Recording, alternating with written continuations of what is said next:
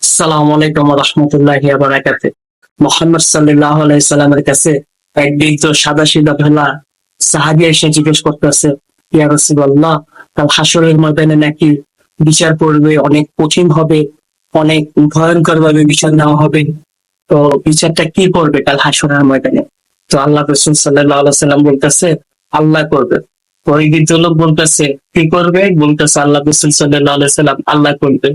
তো দ্বিতীয় লোক বলতেছে, তাহলে তো আমার কোনো ভয়ই নেই, আমার কোনো টেনশনই নেই, কেননা আমি প্রত্যেক দিন 5 ওয়াক্ত নামাজে ওই আল্লাহরই তো চিনি। আমি আমি যখন নামাজে দাঁড়াই, সূরা ফাতিহা পড়ি, এখানে আল্লাহ, রুকুতে যাই সুবহানা রাব্বিয়াল আযীম, এখানে আল্লাহকে পাই।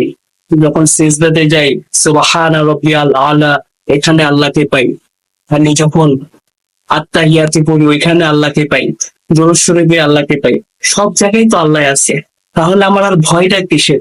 5 ওয়াক্ত নামাজে যেহেতু আমি আল্লাহকে চিনি, কাল হাসরের ময়দানে এই কঠিন অবস্থায় আমার আল্লাহ আমাকে কিভাবে ভুলে যাবে? আমার আল্লাহ তো আমাকে চিনবে। আমার আল্লাহ তো আমার বিচারের সময় সবকিছু হিসাব সহজ করে দিবে। আল্লাহু আকবার কাবীরা। আসুন আমরা সবাই ওই আল্লাহর ইবাদত করি আর আল্লাহর হুকুম মানি, যে আল্লাহ তাআলা কাল হাসরের ময়দানেও যাতে আমাদেরকে চিনতে ভুল করে না।